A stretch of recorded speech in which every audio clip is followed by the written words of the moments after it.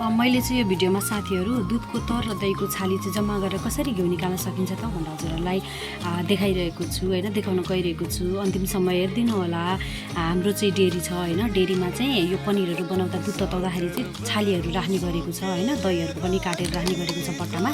अनि बट्टाबाट अनि यसरी मैले चाहिँ बाल्टिनमा खन्याएँ हैन, घरमा ल्याएर यसरी खन्याएँ। अनि मनतातो पानी धेरै चाहिँ हाल्नु हुँदैन, थोरै ठिक्क हाल्नुपर्छ। अनि यसरी मजाले मिच्ने के हैन, 5 मिनेट पनि लाग्दैन कि मलाई यसरी निकाल्नको लागि। मजाले मिच्ने, सुरुमा चाहिँ साह्रो हुन्छ, पछि चाहिँ हल्का हुन्छ कि ठ्याक्कै मोही र नौनी छुटिसकेपछि चाहिँ हल्का हुन्छ हैन।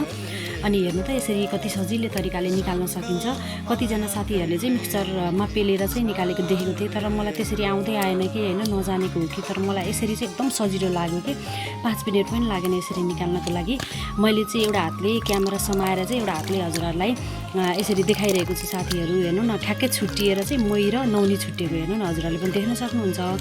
हजुरहरूले पनि घरमै यसरी दुधको तरहरू अनि दहीहरूको छालीबाट चाहिँ यसरी निकाल्न सक्नुहुन्छ साथीहरू। आफूलाई खाना चाहिँ मजाले पुग्छ कि। मैले चाहिँ यो बट्टाको खन्याएको साथीहरू कति हुँदो रहेछ चाहिँ हजुरहरूलाई अन्तिममा देखाउने छु है। अनि बाँकी अरू छालीहरू पनि छ हैन, त्यो चाहिँ आइस भएको छ, त्यो चाहिँ म भोलि निकाल्छु। फ्रिजमा नहालिकन बाहिर राखेर चाहिँ भोलि निकाल्छु। यति निस्को साथीहरू, हेर्नु त कति मजाले डल्ला डल्ला, हेर्दै खाउँ लाग्ने कि हैन। हजुरहरूले पनि यसरी जम्मा गरेर निकाल्न सक्नुहुनेछ साथीहरू। मलाई चाहिँ एकदम सजिलो लाग्छ कि यो तरिकाले निकाल्दाखेरि चाहिँ। हजुरहरूले पनि ट्राई गर्नु होला है।